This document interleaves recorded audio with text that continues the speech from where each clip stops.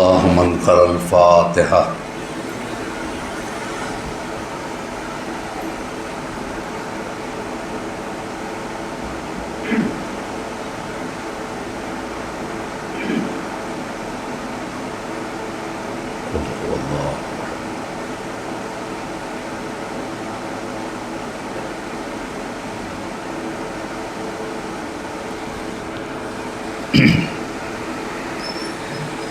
لا حول ولا قوة الا باللہ العلی العظیم۔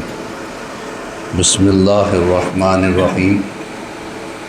الحمد للہ رب العالمین، الصلاة والسلام علی سید العرب والعجم، جسمہ مقدس معطر مطہر منور، نور الہدی مصباح الظلم، جمیع الشمم شفیع الاکم، صاحب الجود والکرم، واللہ عاصمہ وجبرائیل قادمہ، والبراق مرکبہ، والمعراج سفرہ، وسدرۃ المنتہی مقامہ، وقاب قوسین مطلوبہ، والمطلوب تعودہ، والمقصود جودہ، سید المرسلین انیس الغربین، الملقب بطاہ والیاسین، محبوب رب المشرقین والمغربین، جد الحسن والحسین۔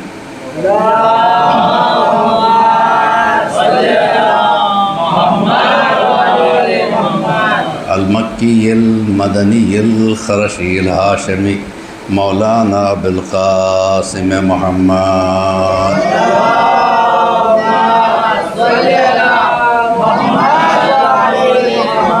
وآلہ الطیبین الطاہرین المعصومین المظلومین المنتجبین، من یومنا ھذا الی قیام یوم الدین۔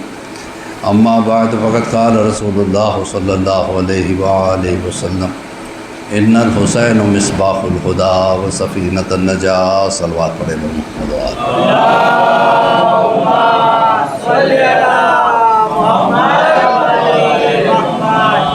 گفتگو اس بات پہ چل رہی تھی کہ بے شک رسول اللہ فرماتے ہیں کہ بے شک میرا حسین مصباح الہدی ہے، ہدایت کا چراغ ہے، وہ سفینۃ النجاۃ، اور نجات کا سفینہ ہے۔ چاہے وہ سفینہ لے لیجئے، چاہے وہ چراغ لے لیجئے، یہ دونوں بغیر کسی ڈسکرمنیشن کے فائدہ دیتے ہیں۔ چراغ ہے، یہ دیکھ کے روشنی نہیں دیتا کہ کون اللہ کو مانتا ہے کون نہیں مانتا۔ سفینہ کشتی، جو بھی اس پہ سوار ہو جائے، ہندو سوار ہو جائے، مسلمان سوار ہو جائے، اسے پار لگاتا ہے۔ تو مین بات یہ ہے کہ ہدایت کا تعلق دنیا سے ہے، نجات کا تعلق آخرت سے ہے۔ رسول یہ کہنا چاہتے ہیں دنیا چاہو تو حسین کو لے لو، آخرت چاہتے ہو تو حسین کو لو۔ اگر حسین مل جائے تو تمہیں دنیا بھی مل جائے گی، آخرت بھی مل جائے گی۔ صلوات پڑھے اور محمد و آلہ۔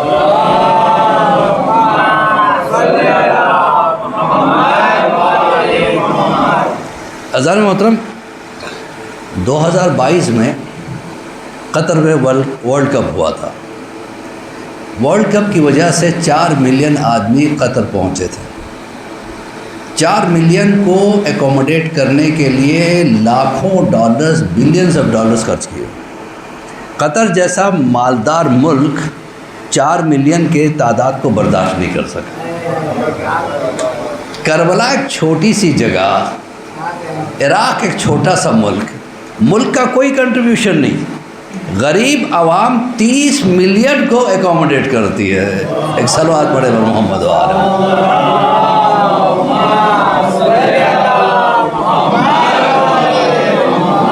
کربلا کے بارے میں جتنا سوچے، جیسے باپ کھلتے چلے جاتے۔ آپ کو بتائیں کہ ایک نوجوان تھا جو ہندوستان سے گیا، غریب آدمی تھا، ایک پیسہ جوڑ کے ٹکٹ کا پیسہ بنا تو کربلا چلا گیا۔ کربلا جانے کے بعد وہاں پہ مولا کی زری کو دیکھا، وہاں کا مولا عباس کو دیکھا، مولا حسین کے ذریعہ مبارک کو دیکھا، مولا عباس کے ذریعہ مبارک کو دیکھا۔ اس نے کہا اب میں ہندوستان جا کے کیا کروں، میرا تو کوئی ہے نہیں، تنہا آدمی تھا، چلو میں یہیں رہ جاتا ہوں۔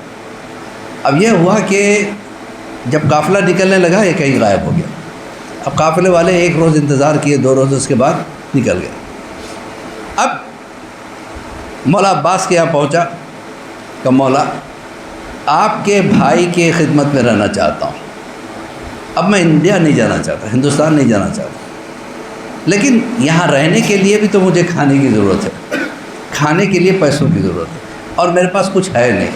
اتنے میں کسی نے پیچھے سے کندھے پہ ہاتھ رکھا، ایک تھیلا کھجور کا دے دیا کہ بس مولا اب مل گیا مجھے۔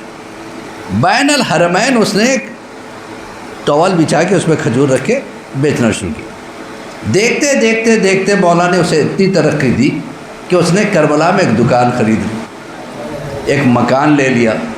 دیکھیے حسین کسی کو خالی نہیں رکھتے، جانے والے کی نیت کے اوپر ہے، جو جتنا بھروسہ کرے امام اتنا دیتے ہیں۔ ایک صلوات پڑھے بر محمد و آل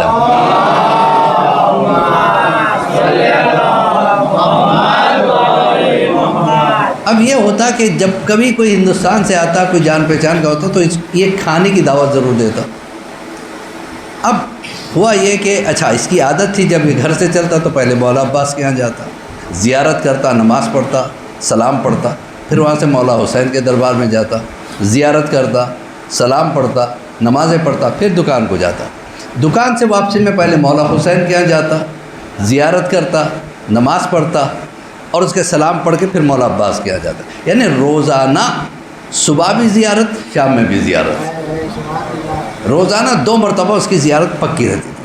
اب یہ ہوا کہ یہ دکان پہ بیٹھا تھا، اس کے جو گھر میں جو ہے کھانا بنانے والا ایک نوکر رکھا تھا، اس نے کہا کہ بھئی آپ کے کوئی جان پہچان والے دوست آ گئے ہیں، آتے میں تھوڑا گوشت لے کے آئیے۔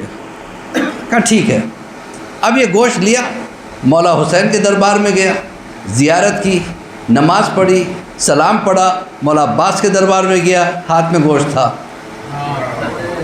وہاں زیارت کی، سلام پڑھا، نمازیں پڑھی، اس کے بعد گھر گیا، جا کے اس نے گوشت دیا، کہا چلو اس کو پکاؤ۔ اب گوشت کباب بنانے کے لیے نوکر نے سیخ پہ لگایا، لاکھ کوشش کر رہا ہے لیکن کباب بن ہی نہیں رہا، گوشت پہ آگ کا اثر ہی نہیں ہوتا۔ اس نے کہا کہاں سے گوشت لائے؟ کہا جہاں سے لیتے تھے۔ کہا پھر یہ جل کیوں نہیں رہا ہے، یہ پک نہیں رہا ہے؟ کہا مجھے کیا پتا کیوں نہیں پک رہا ہے، کوشش کرو۔ اچھی خاصی آنچ لگائی لیکن گوشت پہ کچھ آگ کا اثر نہیں ہوا۔ اب مسئلہ علماء کے پاس گیا، علماء نے سوال کیا یہ بتاؤ کہ گوشت لے کے سیدھے گھر آئے تھے؟ کہا نہیں۔ کہاں گئے تھے؟ حسین کے دربار میں گیا تھا، پھر عباس کے دربار میں گیا تھا۔ کہ جو گوشت حسین کے دربار میں چلا جائے، عباس کے دربار میں جائے، اسے آگ جلائے گی کیسے؟ تو عزیزان محترم جب گوشت دربار میں چلا جائے تو جلتا نہیں، تو جو آدمی چلا جائے زیارتوں کے لیے، صلوات پڑھے بر محمد و آل محمد۔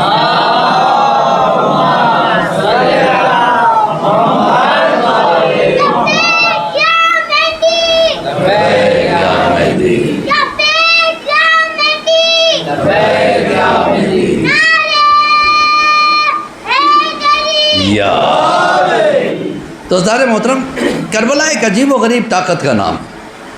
اب ساری دنیا دیکھیے بہت پہلے اقبال نے کہہ دیا نا کہ ہر قوم پکارے گی ہمارے حسین۔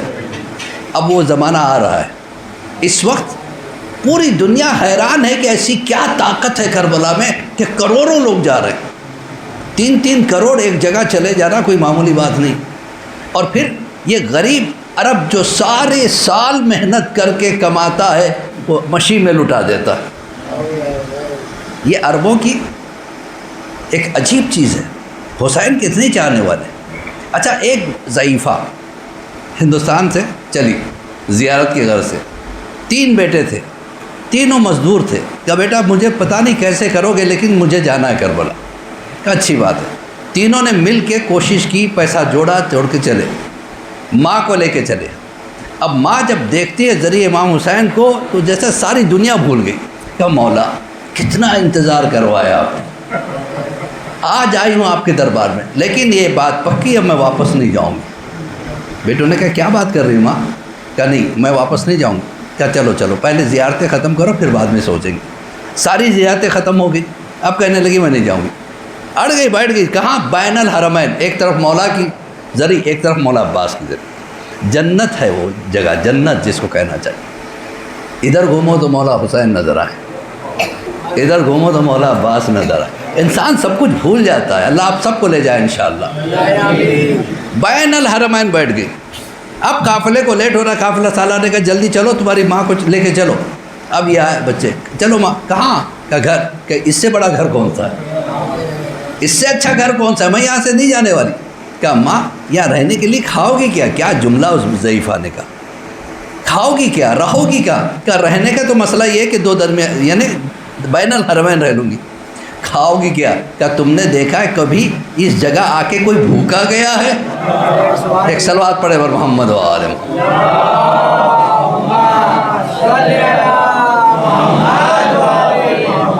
تعلق ہونا چاہیے دل سے، دل سے۔ دیکھیے میرے مولا نے کیا پیارا جملہ کہا ہے، مولا علی ابن ابی طالب علیہ الصلوۃ والسلام فرماتے ہیں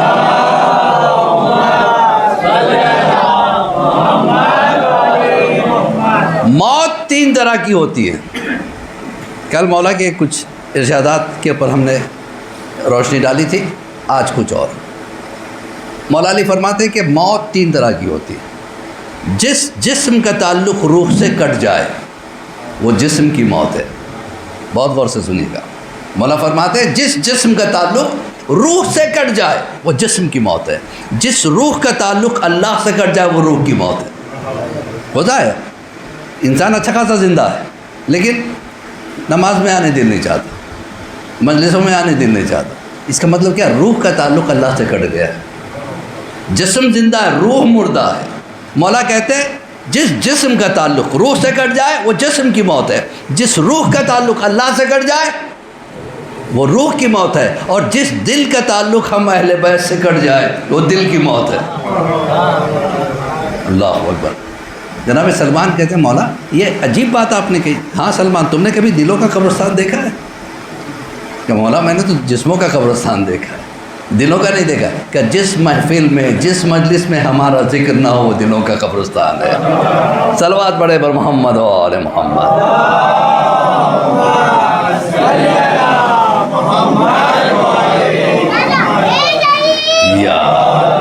ماشاء اللہ آپ حضرات آ جاتے، تھوڑا سا اگر 5 منٹ پہلے آ جائے نا اور مسئلہ حل ہو جائے۔ دیکھیے ایک بات بتاؤں میں، اللہ چاہتا ہے کہ امت مسلمہ ٹائم کی پابند ہو۔ دلیل پیش کروں، اگر ایسا نہ ہوتا تو صبح کی نماز اتنے بجے، ظہر کی اتنے بجے، مغرب کی اتنے بجے، کیوں؟ خدا چاہتا ہے کہ مجھے ماننے والے وقت کی پابندی کریں۔ رضان محترم، جو وقت کو بھلا دیتا ہے وقت اسے بھلا دیتا ہے، کیونکہ وقت ہی ہے جو سب کچھ کرتا ہے۔ یہ وقت ہے جو انسان کو امیر بناتا ہے، وقت ہے انسان کو غریب بناتا ہے، وقت ہے انسان کو بیمار کرتا ہے، وقت ہے انسان کو صحت مند بناتا ہے، وقت ہے جو انسان کو کافر بنا دیتا ہے، وقت ہے جو انسان کو مومن بنا دیتا ہے۔ تو وقت کی پابندی، میرے 10 وقت میں کسی کی دل آزاری نہیں چاہتا، ایک گزارش ہے جب آ ہی رہے ماشاءاللہ تو ایک 5-10 منٹ پہلے آ جائے، کیونکہ جتنی دیر مجلس حسین میں بیٹھتا ہے نا وہ سانسیں حیات میں گنی نہیں جاتی۔ ایک صلوات پڑھے بر محمد و آل محمد۔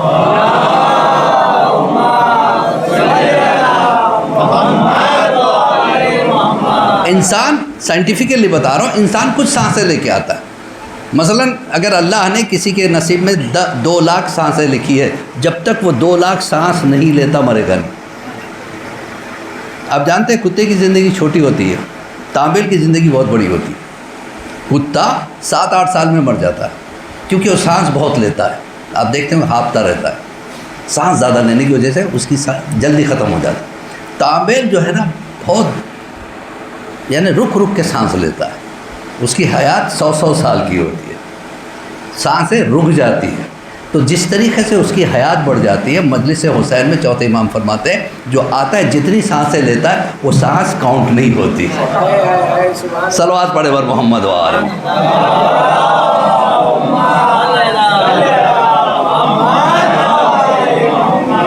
ایران میں ایک عالم دین ہوا کرتے تھے، وہ کہتے تھے، انہوں نے ایک مرتبہ اپنے شاگرد سے پوچھا کہاں سے آ رہے ہو؟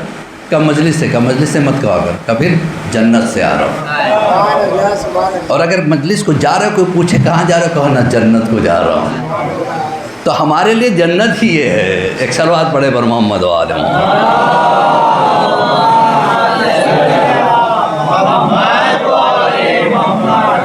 تو عزیزان محترم مولا علی کا ایک چاہنے والا تھا اور وہ دیکھتا تھا کہ مولا کے پاس کتنے پاورز ہیں، اتنی طاقت رکھنے کے باوجود میرا مولا کتنا صابر ہے۔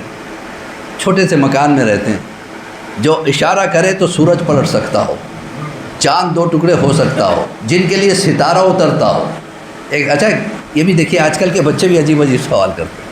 ایک بچے نے کہا مولانا یہ جو روایت ہے ستارہ اترا، how can it be possible, کیسے یہ پاسبل ہے؟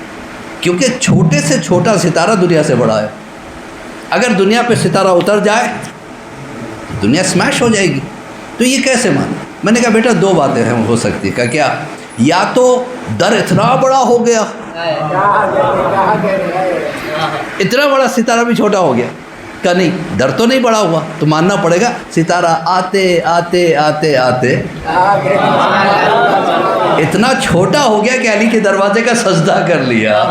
ستارے نے بتا دیا کہ اگر در حسین پہ آنا تو بڑے بن کے نہیں آنا، چھوٹے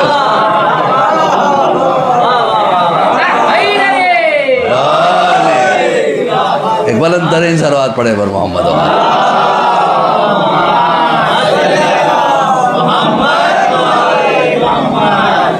تو عزیزان محترم یہ مولا کا در ہے، اور یہاں پہ آتے آپ نہیں جانتے کب کس کو کون سی بات دل کو چھو جائے، کیونکہ مجلس حسین انسان کا کیریکٹر چینجنگ کا نام ہے، کیریکٹر بدل جاتی ہے۔ دیکھیے علامہ نونیروی کا نام سنا ہی ہوگا، جو بزرگ ہیں انہوں نے تو شاید مجلسیں بھی سنی۔ علامہ نونیروی ایک عالم دین تھے، بہترین خطیب، بہترین عالم اور عالم با عمل۔ وہ اس زمانے میں بمبئی میں اشرا پڑھنے آئے تھے جب ان کے مونچھیں بھی نکل رہی تھی، بالکل ینگ۔ دیکھیے عالم دین کیسا ہوتا ہے، بمبئی کے ممبر پہ بیٹھے ہیں، اور اس زمانے میں یہ پنکھے یہ اے سی وغیرہ بھی نہیں ہوتے تھے، تو ممبر کے برابر میں ایک گاؤ تکیہ لگا رہا تھا، اور وہاں پہ ایک غلام پنکھا پکڑ کے بیٹھا تھا، اور وہ جگہ تھی نواب آف رامپور کی۔ جب نواب آف رامپور آتے تو وہاں بیٹھتے گاؤ تکیے پہ، اور وہاں پہ جو غلام تھا وہ پنکھا جھیلتا۔ یہ ان کی شان تھی۔ علامہ نونیروی صاحب جب ممبر پہ پہنچ چکے، ابھی نواب آف رامپور نہیں آئے تھے، اب یہ مجلس پڑھ رہے تھے، اچانک دیکھا مجمع کھڑا ہونے لگا۔ کیا ہوا بھائی، کوئی عالم دین آ گیا؟ کہ نہیں، کہ پھر نواب صاحب آ رہے، نواب آف رامپور آ رہے۔ جب یہ سنا تو اب دیکھا کہ سامنے نواب صاحب ابھی دہلیز کے ایک قدم اندر ہے، ایک قدم باہر، پہلا قدم اندر رکھے ہیں آنے کے لیے۔ کہا یہیں سے پکار کے کہا آنے والے رک جا، رک جا، یہ تیرے باپ کی جاگیر نہیں ہے، سیدہ کا دروازہ ہے۔ مجلس حسین کی عظمت سمجھے، سیدہ کا دروازہ ہے، اور تو جانتا ہے جہاں تو کھڑا ہے وہاں اس وقت کون کھڑا؟ وہاں ہمارے چوتھے سرکار کھڑے ہیں، جو ایک ایک آتا ہے اسے گلے لگاتے ہیں۔ تیرا بھائی تیرا بڑا شکریہ، تو میرے بابا کو رونے کے لیے آئے۔ نواب آف رامپور پہ اتنا اثر ہوا، اس تاریخ سے انہوں نے ان کی زندگی بدل گئی۔ انہوں نے کہا آج کے بعد میں اندر نہیں، یہیں کھڑا ہوں جہاں میرا امام کھڑا ہو۔ ایک ایک آنے والے کی جوتیاں نکال کے اپنے ہاتھوں سے فریم میں رکھتے تھے، اور وصیت کر دی جب میں مر جاؤں تو ایسے جگہ دفن کرنا جہاں پہ مومنین جوتے اتار دیں۔ کون سا جملہ کب کیسے زندگی بدل دیتا ہے کوئی نہیں جانتا۔ مجلس حسین نے بہت سو کو چینج کیا، اکثر لوگ یہاں پہ آ کے بدل گئے، اور ایک رات میں بدل گیا۔ ایک صلوات پڑھے بر محمد و آلہ۔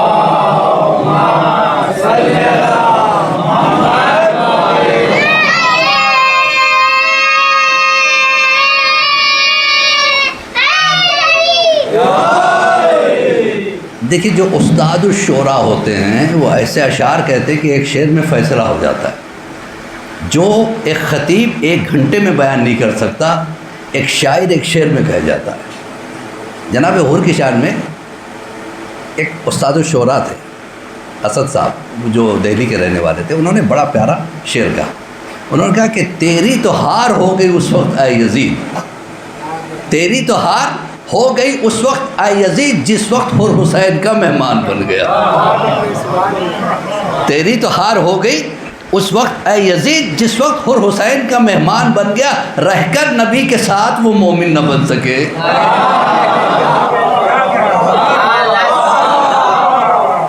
رہ کر نبی کے ساتھ وہ مومن نہ بن سکے، وہ ہر 2 منٹ میں صاحب ایمان بن گیا۔ صلوات پڑھے بر محمد و آل محمد۔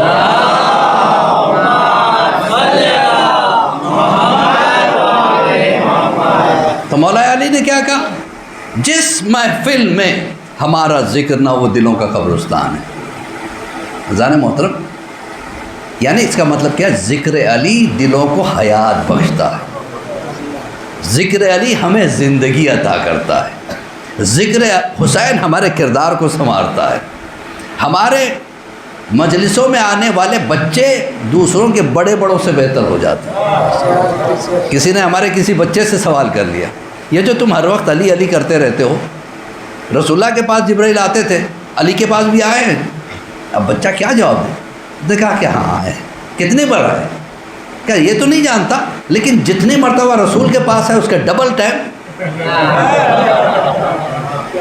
کیا وہ کیسے؟ کیا تم نے سنا نہیں؟ رسول اللہ نے کہا میں شہر علم ہوں، علی اس کے دروازہ ہے۔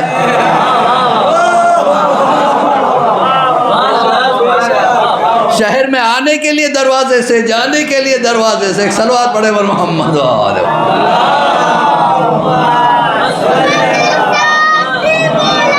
علی مولا، علی مولا، علی مولا، علی مولا، علی مولا، علی مولا، علی مولا، علی مولا، علی مولا، علی مولا، علی مولا، علی مولا۔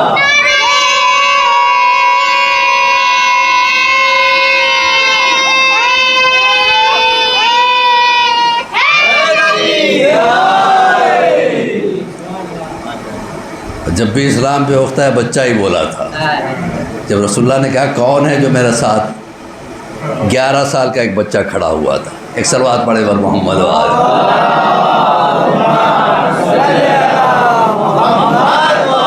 محمد۔ تو کب کون سی چیز ہمیں مل جائے؟ اچھا، میں ہر مجلس میں کچھ نہ کچھ چھوٹا سا تحفہ دینے کا عادی ہوں۔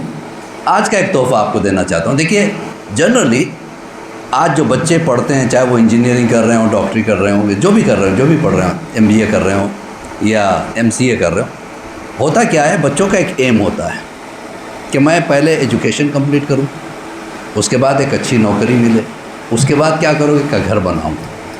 تو گھر بناتے بناتے وہ 40-50 سال کا ہو جاتا ہے۔ ہوتا ہے جس نے بھی گھر بنائے ہیں وہ یا تو 40 ایئرس میں یا 50 ایئرس میں، پھر بنانے کے بعد کتنے سال رہیں گے؟ کتنے سال رہیں گے؟ 5 سال، 10 سال، بعضے تو 1-2 سال رہیں گے۔ تو ساری زندگی کی محنت 1-2 سال کے لیے، اس گھر کے لیے ہم اتنی فکر کرتے ہیں۔ گھر بنایا، لیکن پوری زندگی کی محنت گویا ایک گھر کے ڈھانچے میں ہم نے ڈالی، جس میں ہم رہتے کتنے سال ہیں؟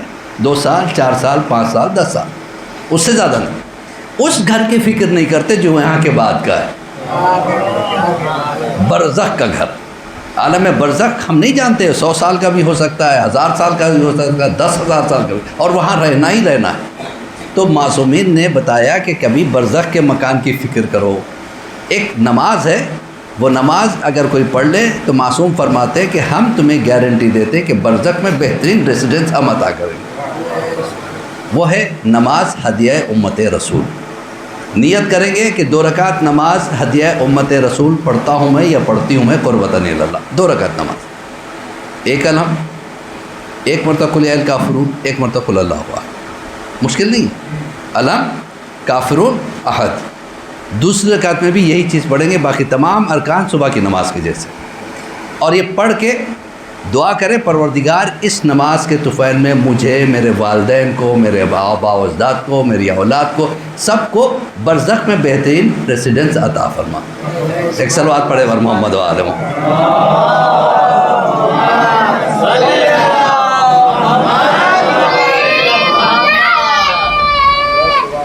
حیدری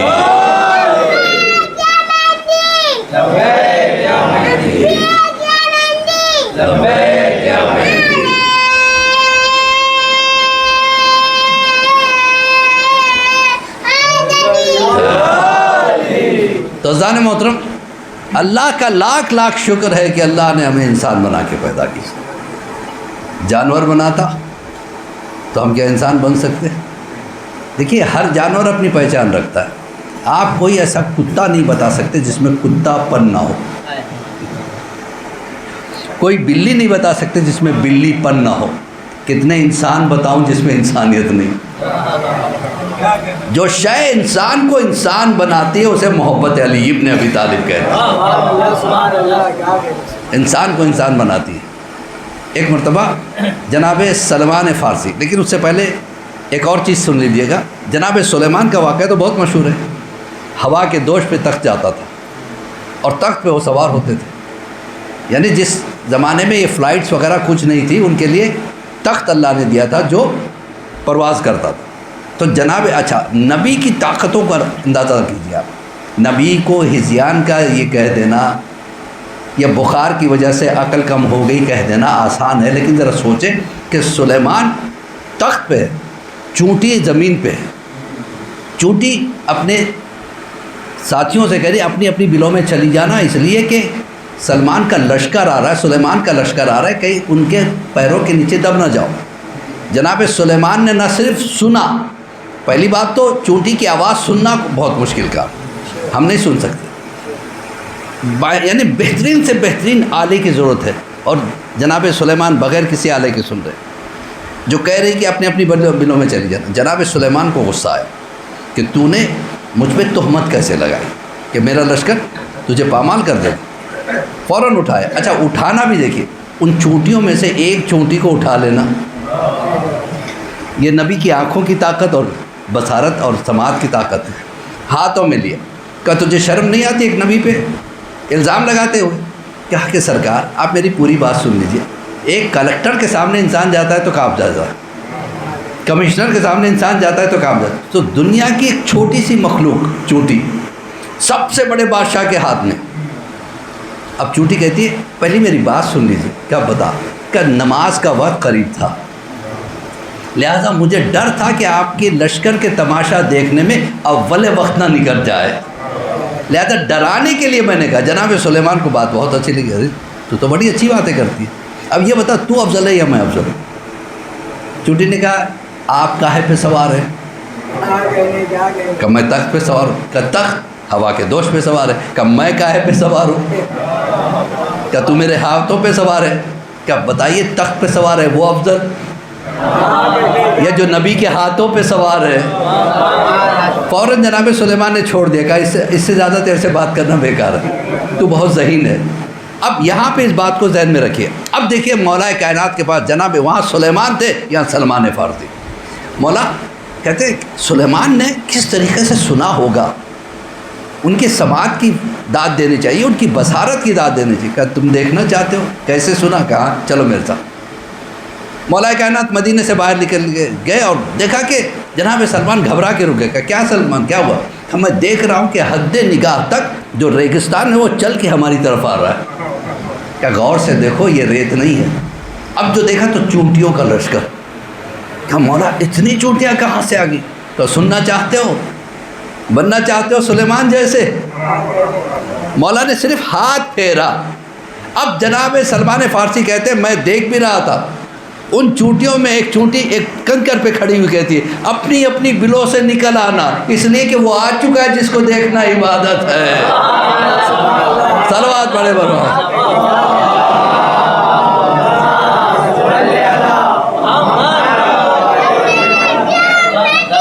لبیک یا مہدی، لبیک یا مہدی، لبیک یا مہدی،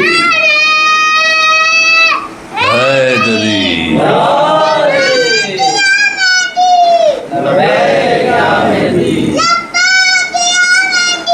لبیک یا مہدی.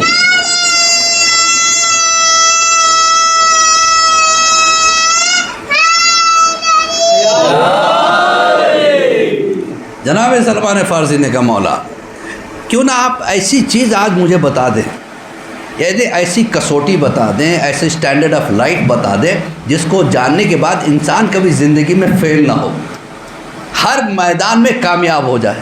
مولا نے کہا بہت آسان ہے، 4 چیزوں کا خیال رکھنا ہے. देखिए मौला ने क्या बड़ी बात की. हमारी पिछली मजलिस तो ज़हन में होगी ना, मौला ने क्या कहा था, ज़मीन पे बैठने वाला कभी गिरता नहीं है. आज मौला क्या फरमाते हैं, मौला कहते हैं सलमान 4 चीज़ों का अगर कोई ख्याल रखे तो ज़िंदगी में कभी फेल नहीं होगा. कहा वो क्या है, कहा आज जहन नशीन कर लेना, इबादत में दिल पे काबू. बहुत आसान नहीं है, बहुत मुश्किल काम है. अब नियत करते हैं हम भी, सुबह की नमाज पढ़ता हूँ मैं 2 रकात वाजिब कुर्बत अल्लाहु अकबर, राइट. अब उसके बाद सूरह अल-अमन ने शुरू किया, अभी तक हम नमाज में रहे. उसके बाद अब भूल गए, कुछ याद आ गया, फ़लाँ से पैसा लेना था, फ़लाँ को डीडी देना था, फ़लाँ का चेक बैंक में सबमिट करना था. जो मनी ट्रांजैक्शन वाले हैं वो उस तरीके से सोचते हैं, अब ये करना था वो करना था. अब नतीजे में क्या हो, भूल गए कि पहली रकात है या दूसरी रकात है. ये तो अल्लाह का शुक्र कीजिए कि अल्लाह ने जमात की नमाज रखी है. एक बुज़ुर्ग आदमी के पास, 80 साल के बुज़ुर्ग के पास एक जवान ने जाके कहा कि मुझे शक आ जाता है, मैं क्या करूं. तो रोने लगे कि आप क्यों रोए, कि जो बात मुझे अब तक समझ में नहीं आई. तुझे कैसे समझाऊं. अल्लाह ने इंसान की फितरत ऐसी बनाई है कि हर 6 सेकंड के बाद दिमाग कुछ सोचता है. तो मौला क्या कहते हैं, इबादत में दिल पे काबू. हारून रशीद मस्जिद बना रहा था, बहुत बड़ा मैसेज देने वाला हूँ मैं आपको. मैं देखता हूँ कौन मेरे साथ रहेगा और कौन इधर उधर बाएं दाएं हो जाता. हारून रशीद बहुत ज़बरदस्त मस्जिद बना रहा था और चर्चा चारों तरफ. क्यों, इसलिए कि पत्थर किसी और मुल्क से, मज़दूर किसी और मुल्क से, रंग रोगन करने वाले किसी और मुल्क से, फानूस किसी और मुल्क से, फ़र्श किसी और मुल्क से. बड़ी ज़बरदस्त मस्जिद और चारों तरफ. हारून रोज़ सुनता कि आज चर्चे हो रहे, खुश हो रहा है. कई महीनों के बाद मस्जिद बनी. जब मस्जिद की ओपनिंग का टाइम आया ना, इफ्तिताह का टाइम आया, तो हारून बड़ा खुश था, अपने लश्कर के साथ चला. इस बात को ज़हन में रखिए, इबादत में दिल पे काबू होना. हारून लश्कर के साथ चला. अब हारून जब जाके खड़ा होकर मस्जिद की तरफ इधर उधर देखने लगा, फ़ख्र के साथ, घमंड के साथ, कितनी ज़बरदस्त मस्जिद मैंने बनाई. और चमचों की तो खैर कमी नहीं होती है हर दौर में. हारून को देखते हैं, क्या मस्जिद आपने, वाह वाह वाह वाह, ज़बरदस्त मस्जिद, क्या गुंबद है, क्या मीनार है, कोई कहता है क्या फर्श है, कोई कहता है क्या फानूस है. और हारून खुश हो रहा है, इधर उधर देख रहा. इतने में जनाब बहलूल दाना आए और खामोश खड़े रहे. हारून के बराबर चले गए चुपचाप. सबके हाथ उठ रहे थे, वाह वाह वाह वाह, और ये खामोश. हारून को अजीब लगा, कहा सब तारीफ़ कर रहे हैं, तेरे मुंह में तारीफ़ करने के लिए ज़बान नहीं है. कहा नहीं, मैं देख रहा हूँ क्या कमी है. हारून को गुस्सा आ गया, अच्छा सबको अच्छाई दिखती है, तू कमी ढूंढ. अगर तूने आज कमी नहीं बताई मैं तुझे कत्ल कर दूंगा. क्या मिल गई कमी, क्या मिली, क्या कमी है. क्या सब कुछ अच्छा है लेकिन कहीं नाम की तख्ती नहीं है, मेरा नाम लगा दे.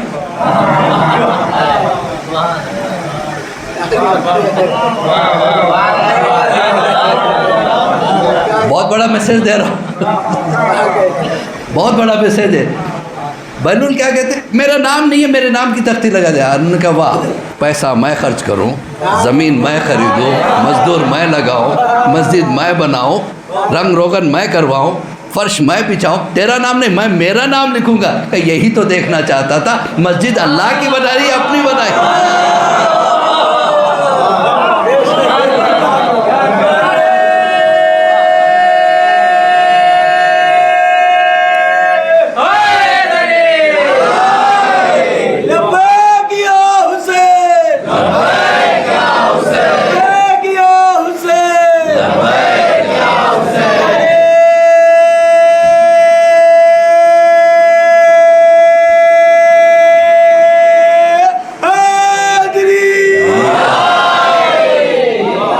मस्जिदों में, इमाम बारगाहों में, पंखों पे, लाइटों पे नाम लिखाने से पहले सोच लें,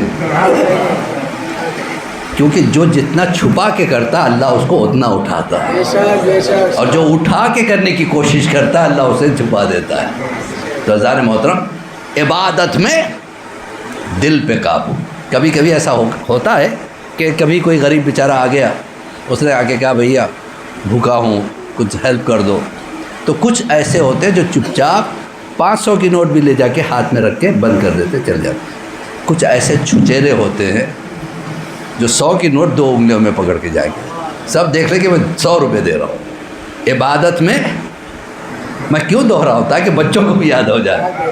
عبادت میں دل پہ قابو، محفل میں بیٹھو تو زبان پہ قابو. کیونکہ بولتا جب انسان ہے تب پتہ چلتا ہے کتنے پانی میں ہے. محفل میں بیٹھو زبان پہ قابو، اور عبادت میں دل پہ قابو. اب اس کے بعد 2 چیزیں اور رہ گی. اس کے بعد مولا کہتے ہیں دستر پہ بیٹھو تو ہاتھوں پہ قابو. اچھا اس میں بھی بڑی پلاننگ ہوتی ہے. ایک جگہ ایسی مجلس تھی، اس کے بعد کھانے کی دعوت تھی اور دسترخوان بچھایا گیا. ہم بیٹھے، ایک جوان لڑکا آ کے میرے پاس بول صاحب میں بیٹھ سکتا ہوں آپ کے برابر؟ میں نے کہا ہاں بیٹھو. کیا بیٹھ گیا. آپ کو پتہ ہے میں کس لیے یہاں بیٹھ رہا ہوں؟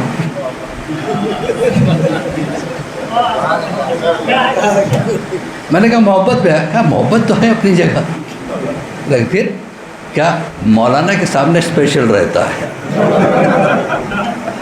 لیکن مول صاحب میں کیا بتاؤں، میں ذرا شرمیلا ہوں، لہٰذا مجھے خود ڈالتے ہوئے شرم آتی ہے. آپ ڈالتے جائیے، میں کہوں گا بس بس بس کا مطلب اور.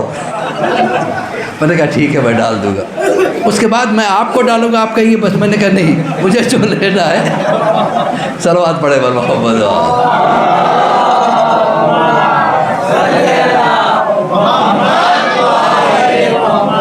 دسترخوانوں پہ پلاننگ بنتے ہیں. ایسے کھانے کے شوقین ہوتے ہیں، انہوں پہلے سے طے کرتے کہاں بیٹھنا ہے، کس کو ساتھ لے کے بیٹھنا ہے. اور زیادہ کھانے والے کے ساتھ بیٹھتے نہیں، کم کھانے والے کے ساتھ بیٹھتے. کیوں بھائی؟ وہ کم کھائے گا تو مجھے موقع ملے گا. تو مولا کیا کہتا ہے؟ کیونکہ لوگ دیکھتے ہیں، میں نے خود دیکھا اپنے آنکھوں سے. آزو بازو والے کا خیال نہیں، پہلے خود ڈال لی، جتنی بوٹیاں خود اپنے ڈال لی. مولا کہتے ہیں عبادت میں دل پہ قابو، محفل میں بیٹھو زبان پہ قابو، دعوت پہ بیٹھو. اور چوتھی چیز جو میرے مولا نے بتایا، کسی کے گھر جاؤ تو نگاہوں پہ قابو.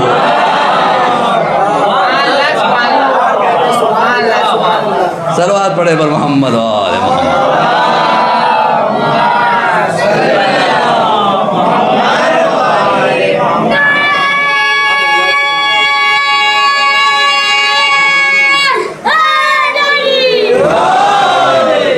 ماشاءاللہ ماشاءاللہ. حق ہے آپ کو سننے کا، واقعی حق ادا بھی کرتے ہیں، اور واقعی ایسے سنتے ہیں جیسے سننے کا حق ہے. مولا آپ حضرات کے ایمانوں کو سدا اسی طریقے سے جوان رکھے.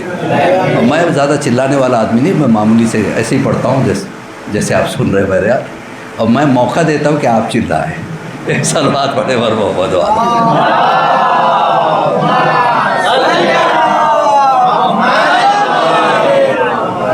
ہمیں اللہ کا شکر ادا کرنا چاہیے کہ اللہ نے سب سے پہلے ہمیں انسان بنا کے پیدا کیا.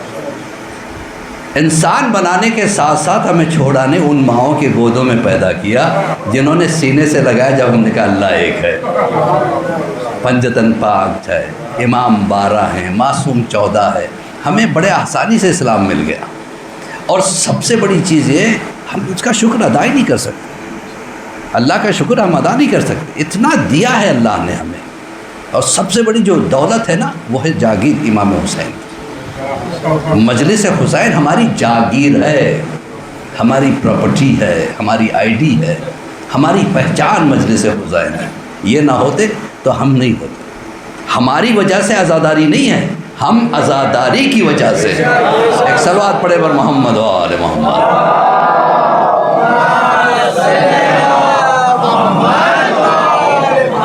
دیکھیے بات شکریہ کی آئی ہے نا، تو تھوڑی سی بات میں اور تھوڑا سا یعنی ان ڈیپ جانا چاہتا ہوں. ایک صلوات پڑھے بر محمد و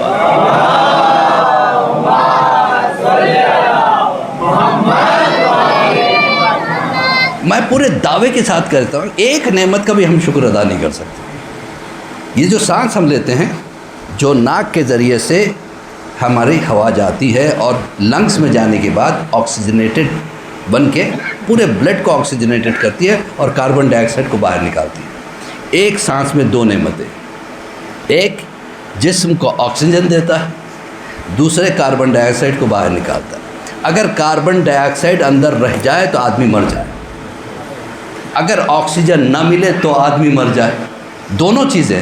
تو 2 نعمتیں، جو سانس ہم لیتے ہیں وہ مفروح ذات ہے، اور جو نکالتے ہیں وہ ممدوح حیات ہے۔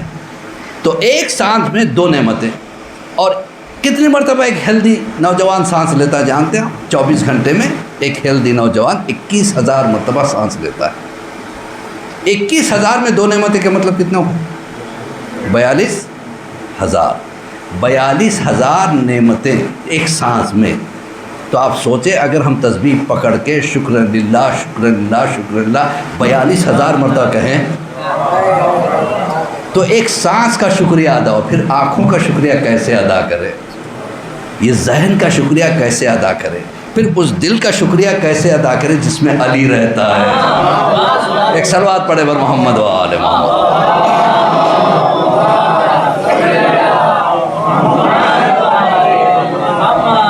جس نے انہیں پہچانا پہچان لیا، جس نے نہیں پہچانا انہوں نے پہچانوایا۔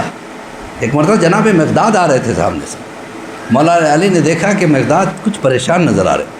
کیا بات ہے مقداد، پریشان کیوں؟ مولا 2 دن سے کچھ کھایا نہیں، پیسہ چاہیے؟ کہا ہاں مولا چاہیے تو۔ کہا وہ پتھر اٹھاؤ۔ علی نے ہاتھ نہیں لگایا، وہ پتھر اٹھائے، یا علی کہہ کے پھونکو، یا علی کہہ کے پھونکا۔ اب کیا ہے؟ دیکھا سونا بن گیا۔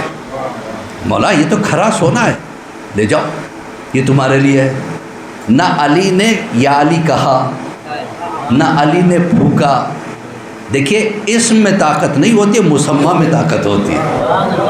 پانی پیاس کو بجھاتا ہے، لیکن میں بیٹھ کے پانی پانی پانی کرتا رہا ہوں، کسی کی پیاس نہیں بجھے گی۔ اسم میں طاقت نہیں ہوتی ہے، اگر طاقت کسی اسم میں ہے تو اسے علی کہتے ہیں۔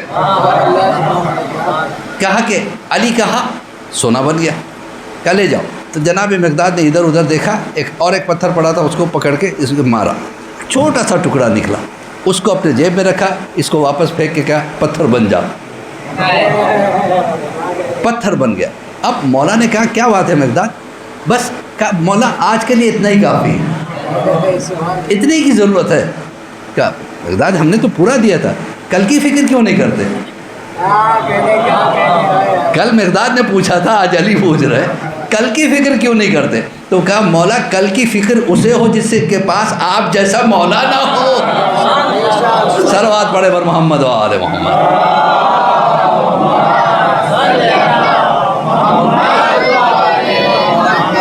جناب فضہ، آج میرا دل چاہتا جناب فضہ پہ تھوڑی روشنی ڈالی جائے، کیونکہ یہ بھی وہ بی بی جن کا بہت کم ذکر ہوتا ہے، مظلوم بی بی۔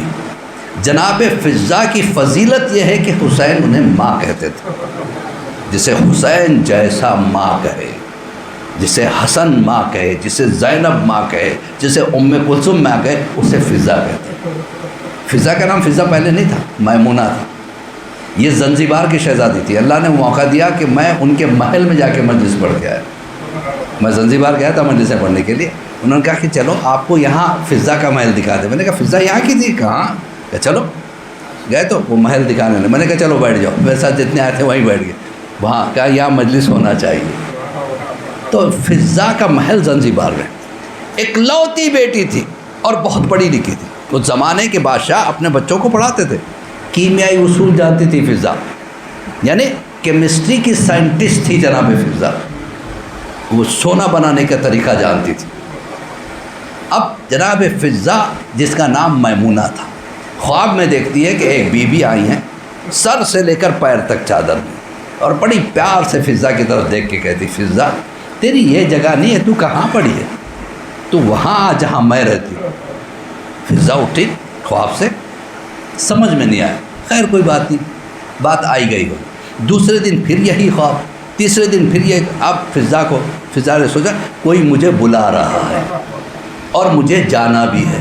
کہا بی بی میں نہیں جانتی آپ کون ہو، میں یہ بھی نہیں جانتی آپ کہاں ہو، اور میں آؤں تو کیسے آؤں، راستہ بھی تو آپ ہی کو بتانا۔ اس دن خواب میں دیکھا، کہا تم آدھی رات میں اٹھنا، مردانہ لباس پہننا، اپنے محل سے باہر نکلنا، تو ایک سوار ایک خالی گھوڑے کو لے کے آیا ہوگا، اس پہ سوار ہو جانا، تم آ جاؤ گے۔ اچھا یہ بھی بتا دوں زنجبار ایک آئلینڈ ہے جہاں پہ کوئی زمینی راستہ نہیں جاتا، چاروں طرف پانی، یا تو بائی فلائٹ جا سکتے ہیں آپ زنجبار، یا شپ سے جا سکتے ہیں۔ جناب فضہ کے لیے حکم کیا آیا؟ گھوڑے پہ سوار ہو۔ جب انہیں بلانا ہوتا ہے نا، ایسے ہی بلاتے ہیں۔ جناب فضہ کہتی ہے کہ میں اٹھی، میں نے لباس پہنا مردوں والا اور چہرے کو چھپا کے باہر نکلی، دیکھا کہ ایک سوار کھڑا ہوا ہے اور ایک گھوڑا ساتھ میں لایا۔ جیسے مجھے دیکھا اتر گیا، اپنے گھوڑے سے اتر کے عزت کے ساتھ مجھے دوسرے گھوڑے پہ سوار کیا۔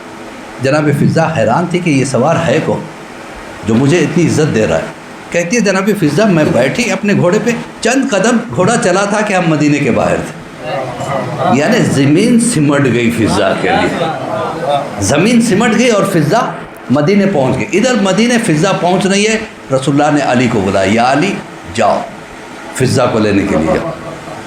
جسے استقبال کے لیے جس کے علی جائے اسے فضہ کہتے ہیں۔ دیکھیے اہل بیت نے چنا ہے اپنوں کے لیے، جس کی ضرورت ہے خود بلا لیے۔ جناب فضہ گھر پہنچی۔ اب جناب فضہ تو محلوں کی رہنے والی تھی، اسے کیا پتا تھا کہ غربت کیا چیز ہوتی ہے، بھوک کیا چیز ہے، فاقہ کیا ہے۔ جب پہلی مرتبہ علی کے یہاں دیکھا یہاں فاقہ بھی ہے، بھوک بھی ہے، تو ایک لسٹ بنائی کہ یا علی مولا یہ لسٹ کی چیزیں لے کے آئیے، میں کچھ بتانا چاہ رہی ہوں۔ تو جناب فضہ نے کیمیکلز منگائے، علی نے لا کے دیے۔ جناب فضہ نے اس سے سونا بنایا، ایک چھوٹا سا ٹکڑا۔ فضہ پہچانتی نہیں تھی کہ اب کس کے دروازے پہ ہوں، ابھی علی کو پہچانا نہیں تھا۔ بات ہے نا ذہن میں، ماننے کا حکم نہیں ہے، پہچاننے کا حکم ہے۔ اب علی کے ہاتھ میں سونا دے کے کہتی دیکھیے مولا اس کو بیچ کے اس سے راشن لے کے آئی۔ مولا نے مسکرا کے دیکھا، فضہ تم نے جو بنایا اس میں آنچ اور تھوڑی اتنی لگتی، فلاں کیمیکل تھوڑا اور پڑتا تو سونا اور کھرا اترتا۔ ابھی حیران ہو کے علی کو دیکھنے لگی۔ اس وقت فضہ صرف پورے ایریا میں یعنی پورے حبش میں کہ اگر کوئی سونا بنانے کی ترکیب جانتا تھا تو فضہ جانتی تھی۔ فضہ نے حیران ہو کے علی کو دیکھا، کہا مولا آپ کو سونا بنانا آتا ہے؟ مولا نے کہا ہمیں بنانے کی ضرورت نہیں پڑتی ہے، دیکھنا چاہتی ہے؟ ایک مرتبہ ٹھوکر ماری، زمین پھٹی، دیکھا کہ سونے کی نہر بہہ رہی ہے۔ فضہ ہاتھ جوڑ کے گھٹنوں کے بل بیٹھ گئی، مولا مجھے معاف کر دو، میں نے پہچانا نہیں تھا۔ کیا اس سونے کے ٹکڑے کو بھی اس میں ڈال دو، ڈال دیا فضہ نے۔ کہا مجھے کیا پتا تھا کہ آپ اتنے طاقت کے مالک ہیں، جس کی ٹھوکر سے سونے کا دریا آ جائے۔ پھر یہ بھوک کیسی، پھر یہ پیاس ہے؟ فضہ تمہیں سمجھ میں آ جائے گا، ابھی نئی آئی ہو، تھوڑے دنوں میں سمجھ میں آ جائے گا۔ دیکھیے جب انسان کوئی مشہور ہوتا ہے تو دو وجہ سے، یا تو بہت بڑی جنگ لڑتا ہے تو مشہور ہوتا ہے، یا بہت دولت کہیں لٹاتا ہے تو مشہور ہوتا ہے۔ نہ فضہ نے کوئی جنگ لڑی، نہ فضہ نے کوئی دولت لٹائی، پھر اتنی مشہور کیسے ہوگی؟ آج فضہ کو کوئی فضہ نہیں جناب فضہ کہتا ہے۔ ایک کام ہی کیا جناب فضہ نے، وہ ہے سیدہ کے دروازے پہ جھاڑو لگانا۔ جو سیدہ کے دروازے پہ جھاڑو لگائے وہ فضہ بن جائے۔ یہ ہے در سیدہ، پہچانو، یہ ہے پہچاننے کا حق انہیں۔ اب جناب فضہ ایک بار جھاڑو دے رہی، ابی بن کعب تراویح کا سب سے پہلا پیش نماز، جس نے سب سے پہلی مرتبہ تراویح پڑھائی تھی، اس نے دیکھا ایک مرتبہ قریب میں آ کے کہتا فضہ میں تمہیں جنت کی بشارت دیتا ہوں۔ فضہ نے کہا خاموش، ایسی بددعا نہ دینا۔ وہ بھی حیران ہو گئے، سارے نمازوں کو آس یہی ہے کہ جنت ملے گی، سارے روزہ داروں کو آس یہی کہ جنت ملے گی، تو یہ جنت تو ایک آس ہے، ہر ایک کی ایک منزل ہے، کہ اس کو بددعا کہتے ہو؟ کہا اور نہیں تو کیا، وہ مکان نہیں جس میں صاحب مکان نہ ہو۔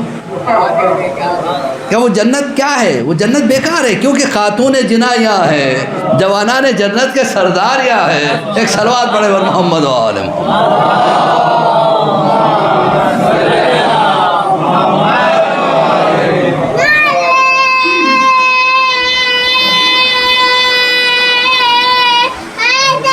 یا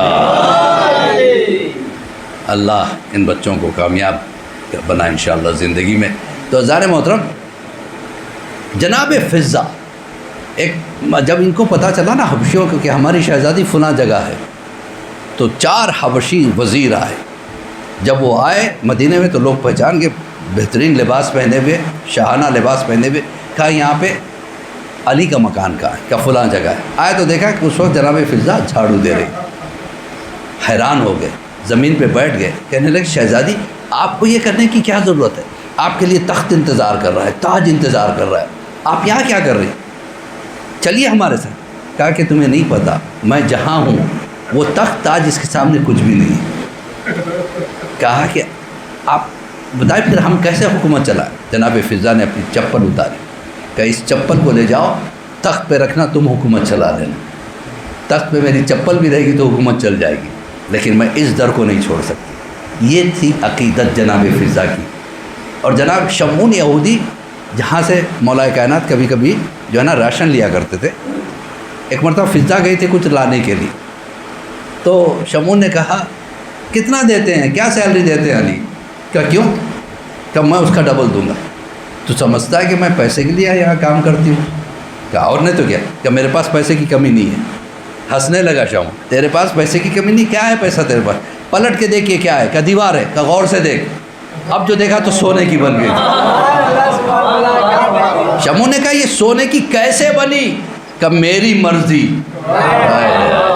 جس کی مرضی سے سونا بن جائے اسے فضا کہتے ہیں۔ یعنی فضا نے کہا پہلے میں کیمیکل سے سونا بناتی تھی، اب اس دروازے کی جھاڑو دے کے میری فضیلت اتنی ہو گئی، میں جو چاہتی ہوں وہ سونا بن جاتا ہے۔ صلوات پڑھے بر محمد و آل محمد۔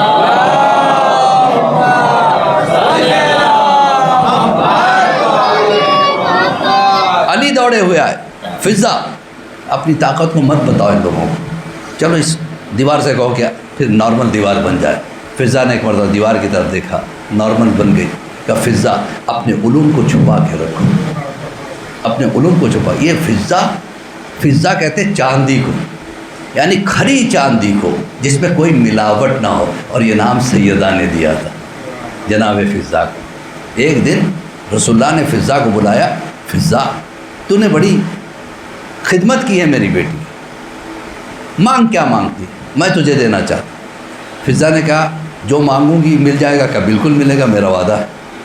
کہا کہ بس میں اکثر دیکھتی ہوں کہ زینب اور حسین کھیلتے ہیں تو کسی کربلا کا نام لیتے ہیں، جب میں جاتی ہوں تو یہ خاموش ہو جاتے ہیں، لیکن کربلا میں کچھ ایسا ہونے والا ہے کہ جب بھی زینب کربلا کہتی ہے تو حسین کی آنکھوں میں آنسو آ جاتے ہیں، حسین کربلا کہتے تو زینب کی آنکھوں میں آنسو آ جاتے ہیں۔ آپ دعا کریں پروردگار مجھے اتنی لمبی زندگی دے کہ میں کربلا میں حسین کے ساتھ رہوں۔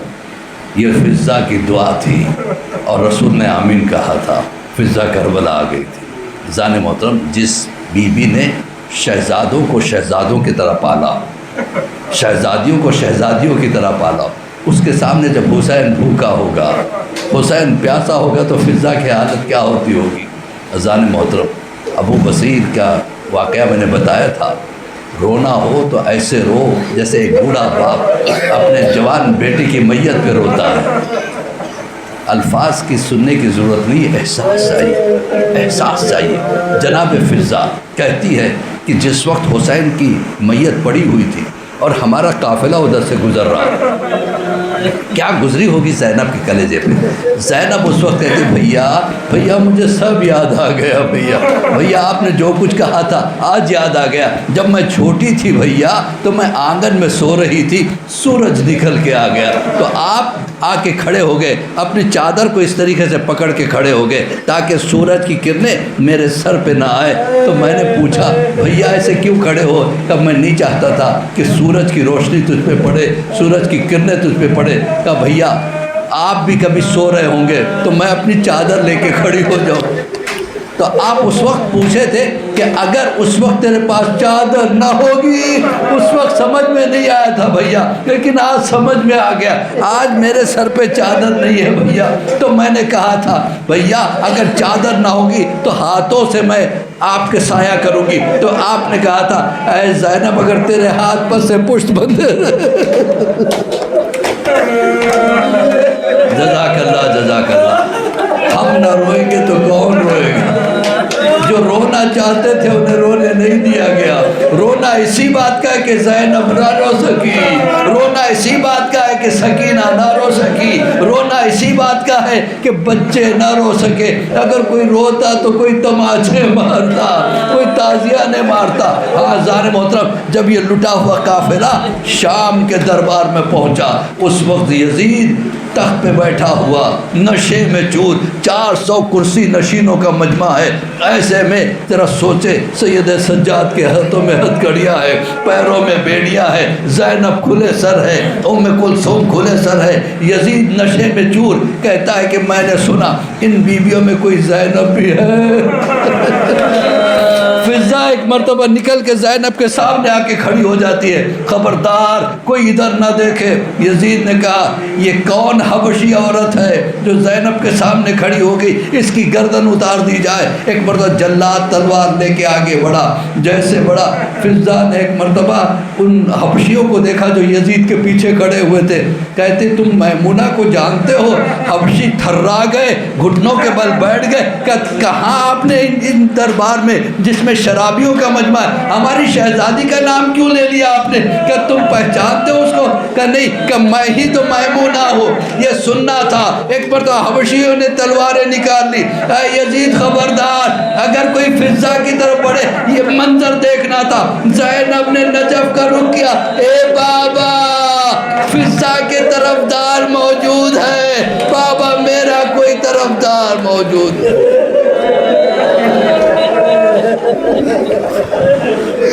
انا للہ و انا الیہ راجعون، رضاً بقضاء تسلیما بامر مولا، اللہم بحق محمد وانت المحمود، بحق علی وانت الاعلی، بحق فاطمة انت فاطر السماوات والارض، بحق الحسن وانت المحسن، بحق الحسین انت قدیم الاحسان، واستجب دعائی واقض حاجاتی برحمتک یا ارحم الراحمین۔